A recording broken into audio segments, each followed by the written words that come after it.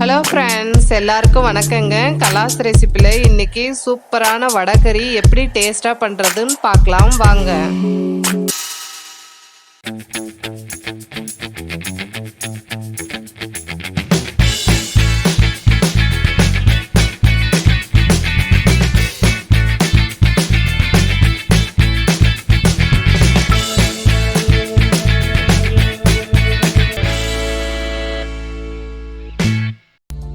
ஒரு பவுலில் 1 கிளாஸ் கடலைப்பருப்பு எடுத்து க்ளீன் பண்ணி 2 மணி நேரம் ஊற வச்சிருங்க. இது அப்ராக்சிமேட்டாக 180 கிராம். இது 4 பேர் கரெக்டாக இருக்கும். 2 மணி நேரம் ஆயிடுச்சு, நல்லா ஊறிடுச்சு பாருங்க. இது தண்ணி இல்லாமல் மிக்சி ஜாரில் சேர்த்துடலாம். 5 வரமிளகா, 1/2 டீஸ்பூன் சோம்பு சேர்த்து கொஞ்சம் அரைச்ச பிறகு ஒரு கைப்பிடி அளவு பொட்டுக்கல்லை சேர்த்து வடை பதத்துக்கு அரைச்சி எடுத்துக்கலாம். தண்ணி வேணும்னா லைட்டாக சேர்த்துக்கோங்க, அதிகம் சேர்க்காதீங்க. பாருங்க, வடைக்கு இந்த பதத்தில் இருந்தால் கரெக்டாக இருக்கும். எண்ணெய் சூடான பிறகு இந்த மாதிரி பெரிய பெரிய வடையாக தட்டி ஃப்ரை பண்ணி எடுத்துடலாம். உதிரி உதிரியாக போட்டு ஃப்ரை பண்ணால் எண்ணெய் ஸ்பாயில் ஆகிடும், அதனால் இந்த மாதிரி ஃப்ரை பண்ணி எடுத்துக்கிறோம். பொட்டுக்கடலை வடைக்கு நல்ல டேஸ்ட் கொடுக்கும். இதே மாதிரி எல்லாத்தையும் ஃப்ரை பண்ணி எடுத்துடலாம். இது ஆறின பிறகு நல்லா சின்ன சின்னதாக உடைச்சி விட்டுக்கோங்க.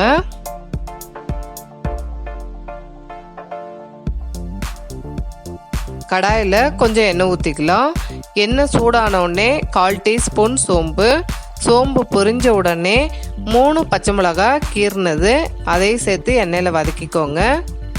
சின்ன சின்னதாக கட் பண்ணி வச்சுருக்க 2 மீடியம் சைஸ் வெங்காயத்தை சேர்த்து நல்லா எண்ணெயில் வதக்கிக்கலாம். வெங்காயம் நல்லா வதங்கிருச்சு. இப்போ இஞ்சி பூண்டு பேஸ்ட்டு 1 டீஸ்பூன் சேர்த்து அதையும் எண்ணெயில் நல்லா வதக்கிக்கோங்க. இஞ்சி பூண்டு நல்லா வதங்கின பிறகு சின்ன சின்னதாக கட் பண்ணி வச்சுருக்க 4 மீடியம் சைஸ் தக்காளியை இது கூட சேர்த்துக்கலாம். இதுக்கு தேவையான உப்பு, 3/4 டீஸ்பூன் மிளகாய்த்தூள், 1 டீஸ்பூன் கரம் மசாலா, 1 டீஸ்பூன் கொத்தமல்லி தூள் சேர்த்து எல்லாத்தையும் எண்ணெயிலே நல்லா வதக்கிக்கோங்க. இது வதங்கட்டும், அதுக்குள்ளே தேங்காய் பால் ரெடி பண்ணிடலாம். மிக்சி ஜாரில் துருவன தேங்காய் 1 கப்பு, 1 ஏலக்காய், கொஞ்சம் பட்டை, 4 லவங்கம், கொஞ்சம் தண்ணி சேர்த்து இது நல்லா நைஸாக அரைச்சி பால் எடுத்து தனியாக வச்சுக்கலாம்.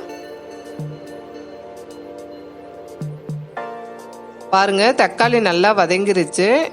இது கூட கொஞ்சம் பெருங்காயத்தூள், கொஞ்சம் புதினா, கொத்தமல்லி சேர்த்து எல்லாத்தையும் நல்லா வதக்கிக்கலாம். புதினா இதோட கம்மியாக சேர்த்தா கூட பரவாயில்ல, அதிகம் சேர்க்காதீங்க. இது வதங்கிருச்சு. இது கூட எடுத்து வச்சிருக்க தேங்காய் பாலும் கொஞ்சம் தண்ணியும் சேர்த்து நல்லா கலந்து விட்டுக்கோங்க. ஒரு கொதி வரட்டும். தேங்காய் பால் சேர்க்கறதால தக்காளி கொஞ்சம் அதிகமாக சேர்த்தா டேஸ்ட் நல்லா இருக்கும்.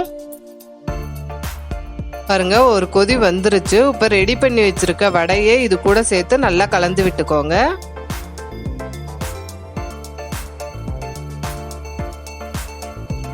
அவ்வளோதாங்க, வடைக்கறி ரெடி. வாங்க ஊத்தாப்பம் ரெடி பண்ணிடலாம்.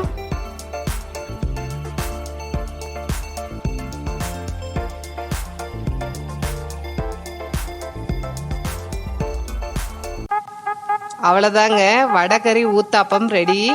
இதில் தேங்காய் பால் சேர்த்ததால டேஸ்ட் ரொம்ப நல்லா இருக்கும். இது ட்ரை பண்ணி பார்த்துட்டு உங்களுடைய கமெண்ட்ஸை எனக்கு ஷேர் பண்ணுங்கள். இந்த வீடியோ உங்களுக்கு பிடிச்சிருந்ததுன்னா கலாஸ் ரெசிபிக்கு சப்ஸ்கிரைப் பண்ணுங்கள். பெல் ஐக்கானை கிளிக் பண்ண மறந்துடாதீங்க.